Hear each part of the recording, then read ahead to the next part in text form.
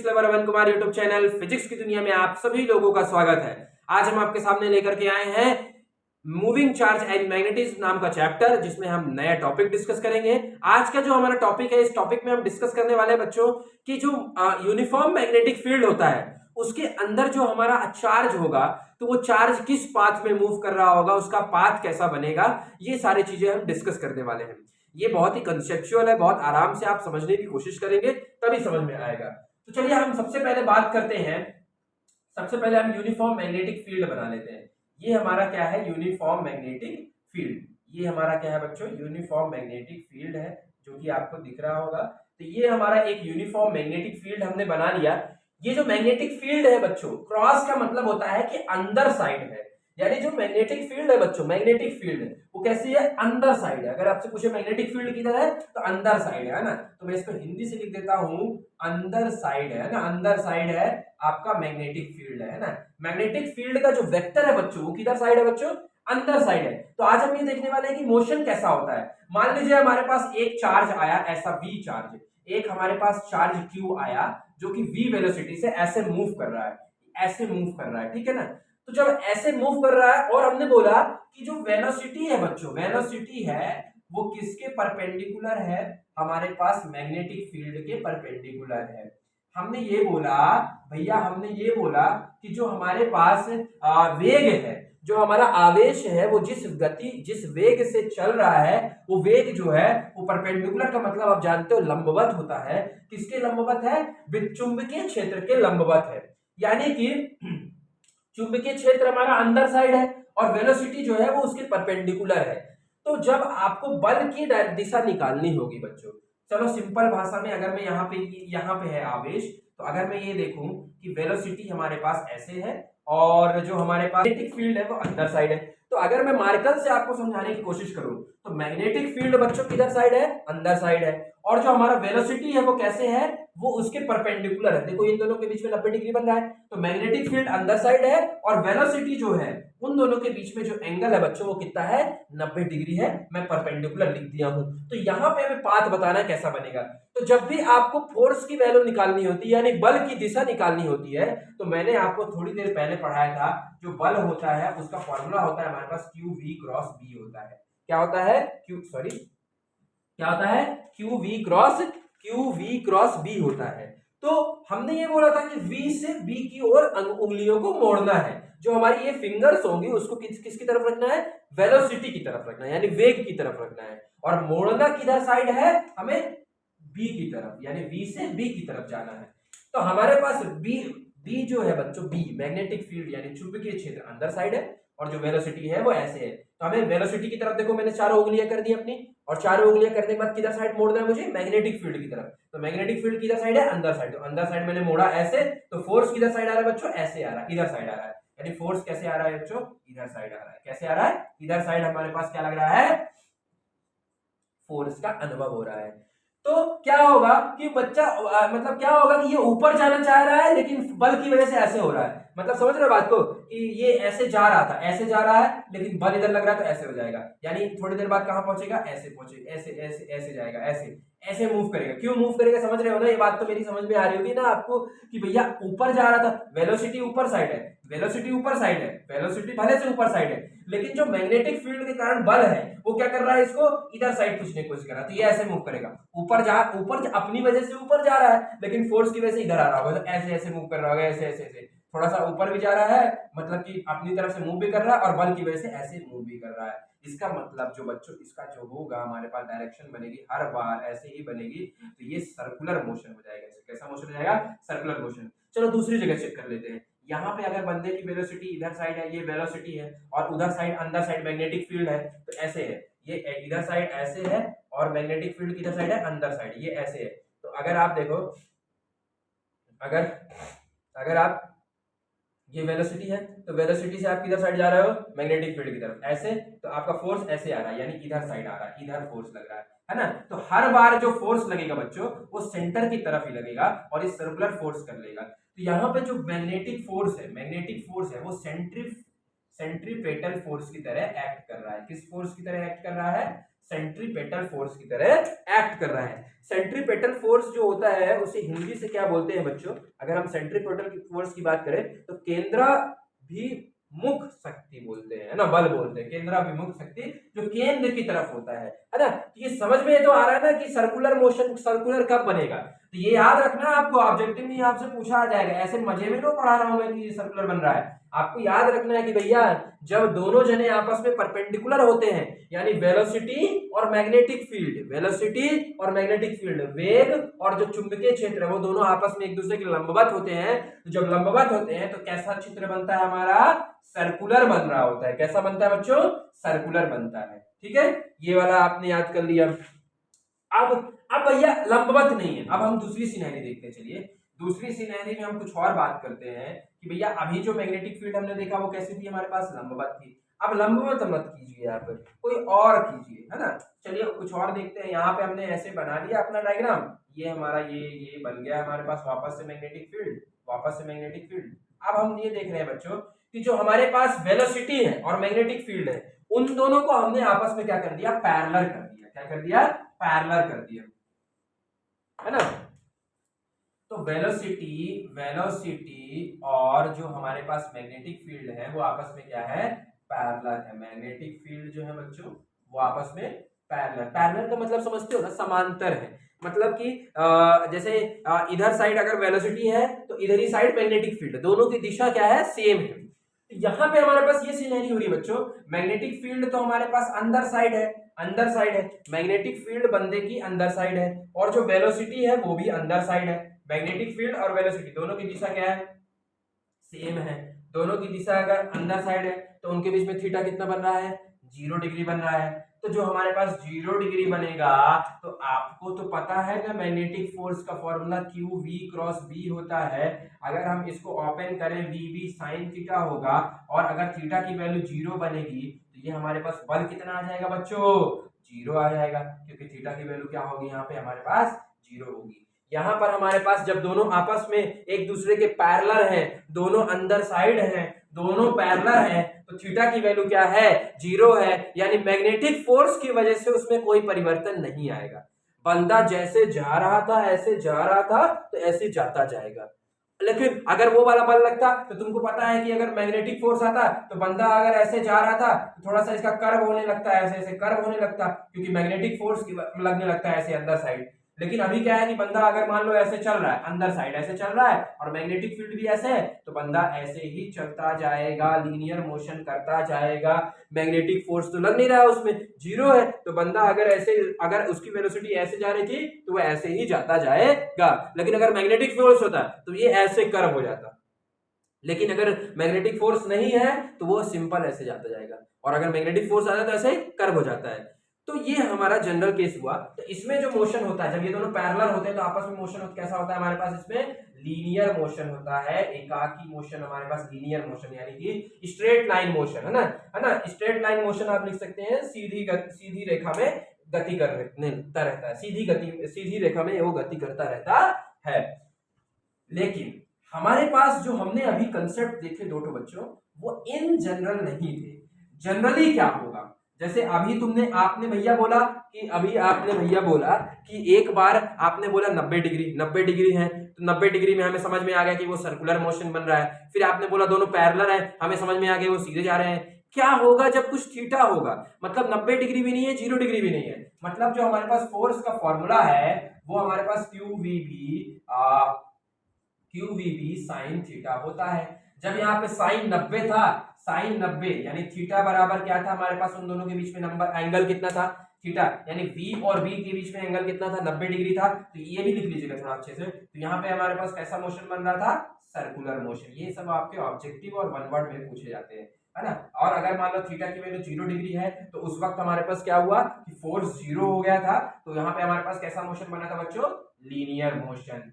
लेकिन अगर हमारे पास थीटा की वैल्यू कुछ है, थीटा की वैल्यू है समथिंग, थीटा की वैल्यू कुछ है हमारे पास समथिंग, कुछ भी है, 30 डिग्री, 45 डिग्री, 50 डिग्री, 60 डिग्री, कुछ भी है, तो उस वक्त क्या बनेगा बच्चों? इन दोनों का कंबाइनेशन बनेगा, इन दोनों का कंबाइनेशन बनेगा, और उसी को बोलेंगे हेलिकल पाथ बोलेंगे। क्या बोलेंगे उसे?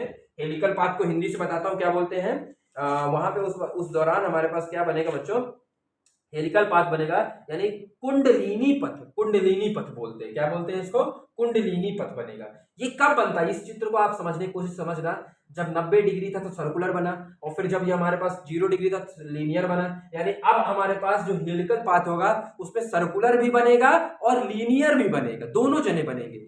तो जब हमारे पास ऐसी स्थिति आती है कि हमारे पास कोई थीटा एंगल होता है तो उस वक्त हेलिकल पाथ बनता है, और जनरली यही पाथ पॉसिबल है।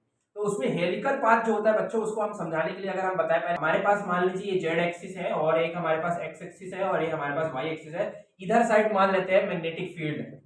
तो अगर अब मैग्नेटिक फील्ड, पहला वाला केस जो था हमारे पास वो क्या था कि वेलोसिटी अगर हमारे पास ऐसे परपेंडिकुलर है तो वो केवल और केवल सर्कुलर मोशन कर रहा होगा। उस वक्त क्या होगा, केवल और केवल हमारे पास क्या होगा, सर्कुलर मोशन कर रहा था। लेकिन अभी क्या हो रहा है बच्चों, अभी हमारे पास क्या हो रहा है कि जो वेलोसिटी है वो परपेंडिकुलर नहीं है। वेलोसिटी क्या है, परपेंडिकुलर नहीं है। वेलोसिटी कुछ एंगल है बन रहा है, यानी ये है हमारे पास, मान लेते हैं यहाँ पे हमारे पास ये ऐसे वेलोसिटी है। तो वेलोसिटी क्या है हमारे पास, ये अगर मैग्नेटिक फील्ड ये है तो वेलोसिटी अगर हमारे पास ऐसे है तो मैग्नेटिक फील्ड से कुछ ना कुछ एंगल बना रही है। तो उस वक्त क्या होगा बच्चों, वो हमारे पास सर्कुलर भी बनाएगा और लीनियर भी बनाएगा। लीनियर, सर्कुलर का मतलब ये देखो सर्कुलर हो गया, और लीनियर का मतलब आगे बढ़ता जाएगा। ऐसा पाथ बनता जाएगा, ये हेलिकल पाथ बनता जाएगा ऐसा। ये हमारा हेलिकल पाथ बनेगा। ऐसा ही पाथ पॉसिबल होता है, ऐसा ही पाथ होगा। क्यों? क्योंकि देखो लीनियर मोशन भी हो रहा है उसका, लीनियरली वो मूव कर रहा है, लीनियरली भी मूव कर रहा है, सीधे मूव कर रहा है, जिधर साइड उसकी वेलोसिटी थी इधर साइड, तो वो ऐसे मूव भी कर रहा है और सर्कुलर भी बना रहा है। तो जब दोनों जने कंबाइन होते हैं तो इसी को बोलते हैं हेलिक्स बोलते हैं। क्या बोलते हैं? हेलिक्स बोलते हैं। अब हेलिक्स बोलते हैं कि यहाँ सर्कल बन रहा है, सर्कल बन रहा है तो इस सर्कल का कुछ ना कुछ क्या होगा बच्चों, रेडियस भी होगा। आपको पता है सर्कल बनता है तो रेडियस भी होता है। अब रेडियस कैसे निकालेंगे? सबसे मेन आपको ये ऑब्जेक्टिव वगैरह में पूछा जा सकता है कि रेडियस वगैरह के फॉर्मूला वगैरह आपसे पूछे जा सकते हैं। चलिए रेडियस निकालते हैं। तो यहां पे अगर हम सेंटर की तरफ देखें बच्चों, तो सेंटर की तरफ हमने जब सर्कुलर अभी बताया था शुरुआत में, तो आपको बोला था जो मैग्नेटिक फोर्स होगा वो सेंटर की तरफ लग रहा होता है। और मैग्नेटिक फोर्स की जो बच्चों वैल्यू होती है वो कितनी होती है, QVB होती है। अगर हम साइन थीटा नहीं लिखेंगे, क्योंकि सर्कुलर मोशन में साइन थीटा यानी साइन 90 की डिग्री की वैल्यू 90 की वैल्यू 1 होती है, तो QVB। तो हमारे पास अगर हम किसी एक सर्कल को लेते हैं, चलो एक सर्कल को लेते हैं, तो अंदर साइड जो हमारे पास फोर्स लग रहा था वो फोर्स कौन सा लग रहा था बच्चों, मैग्नेटिक फोर्स लग रहा था। तो मैग्नेटिक फोर्स की वैल्यू QVB होती है। और जो अंदर साइड हमारे पास, और यही फोर्स किसके बराबर है बच्चों, सेंट्रीपेटल फोर्स के बराबर है। सेंट्रीपेटल फोर्स को हमने बोला था केंद्राभिमुख शक्ति यानी बल। तो सेंट्रीपेटल फोर्स जो इन जनरल आपने सर्कुलर मोशन 11वीं क्लास में पढ़ा होगा, नहीं पढ़ा है तो यहां पे याद कर लीजिए कि जो सेंट्रीपेटल फोर्स की वैल्यू होती है वो होती है बच्चों mv²/r होती है। कितनी होती है, mv²/r होती है। रट लो, सेंट्रीपेटल फोर्स की वैल्यू जो होती है हमारे पास कितनी होती है, केंद्राभिमुख बल की जो वैल्यू होती है वो mv²/r होती है। तो अंदर साइड जो मैग्नेटिक फोर्स है वो QVB है, और अंदर साइड जो फोर्स लगता है जनरल किसी भी सर्कल में वो ये लगता है। दोनों को बराबर कर देंगे तो यहाँ से रेडियस निकल आएगा। तो रेडियस निकाल लेते हैं यहाँ से, तो हमारे पास रेडियस जो आएगा बच्चों, एक V से एक V कट जाएगा, तो हमारे पास कितना आएगा, mv, r को इधर भेज दिया, QV को नीचे भेज दिया, तो mv/QV। इसको याद कर लीजिए, ये आपसे ऑब्जेक्टिव में पूछा जाएगा। ठीक है, तो रेडियस का फॉर्मूला कितना आ गया, mv/QV। ये हमारा रेडियस का फॉर्मूला आ गया। अब आप रेडियस का फॉर्मूला चलिए याद कर लिए। अब रेडियस के फॉर्मूले के बाद और भी कुछ टर्म्स हैं जो हम याद करना चाहते हैं। तो रेडियस याद करने के बाद आप ये याद करिए फ्रीक्वेंसी। फ्रीक्वेंसी की वैल्यू क्या आएगी?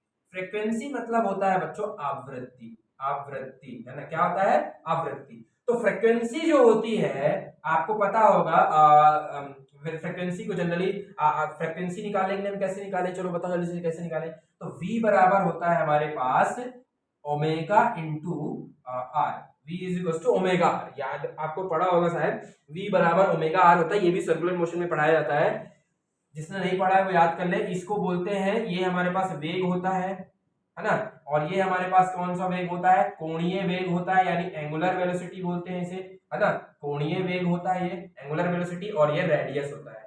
तो V बराबर ओमेगा आर। तो R की वैल्यू अगर हम बच्चों यहाँ से अगर हम यहाँ से V बराबर ओमेगा आर हो गया, तो ओमेगा की वैल्यू अगर हम निकालेंगे यहाँ से तो कितनी आएगी, ओमेगा की वैल्यू अगर हम निकालेंगे तो कितनी आएगी। अच्छा ये वाला फॉर्मूला यूज क्यों कर रहा हूं, अभी अभी समझाता हूं।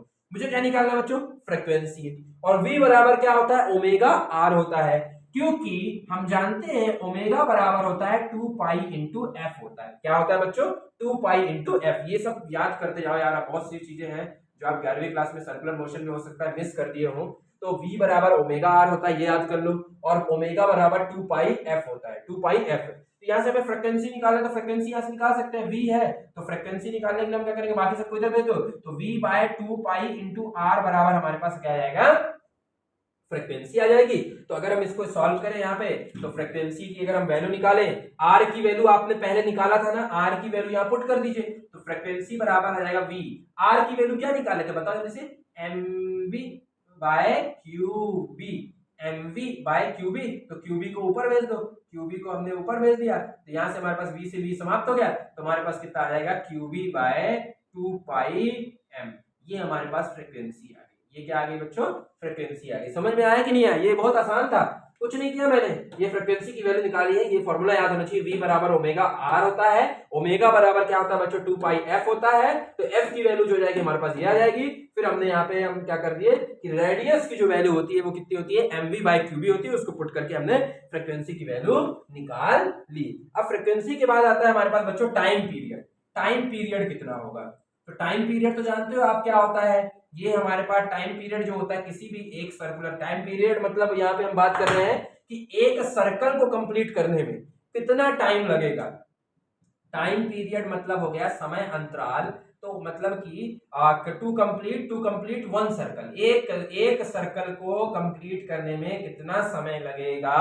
तो इसका भी फॉर्मूला सर्कुलर मोशन में पढ़ाया गया था, 2 पाई आर बाय वी होता है। क्या होता है, 2 पाई आर बाय वी होता है, ये भी आपको पढ़ना है, याद रखना है, 2 पाई आर बाय वी होता है। कैसे निकाला भैया, ये थोड़ा सा मैं चलो मैं इस फॉर्मूले को समझा ही देता हूँ आपको। अच्छा आप लोग पढ़े हो speed is equal to distance upon time वाला फॉर्मूला, थोड़ा बहुत बताओ मुझे, पढ़े हो शायद, पढ़े हो ना, स्पीड बराबर डिस्टेंस अपॉन टाइम होता है, डिस्टेंस अपॉन टाइम होता है। तो अगर यहाँ से टाइम निकालना होगा तो क्या करोगे बताओ, टाइम निकालना होगा तो क्या करोगे, स्पीड को इसके डिवाइड कर दोगे, तो टाइम बराबर आ जाएगा हमारे पास डिस्टेंस अपॉन स्पीड हो जाएगी, तो डिस्टेंस। तो जब हम एक सर्कल को कंप्लीट करते हैं, एक सर्कल को कंप्लीट करते हैं, तो एक सर्कल का सरकमफेरेंस क्या होता है, 2 पाई आर होता है, तो 2 पाई आर, तो ये आ जाएगा 2 पाई आर, और जो स्पीड थी वेलोसिटी, यानी velocity 2 pi R by V, तो देखो टाइम पीरियड का फॉर्मूला ये लिखा मैंने, 2 पाई आर बाय वी, इसको याद भी कर लेना है ना, 2 पाई आर बाय वी होता है।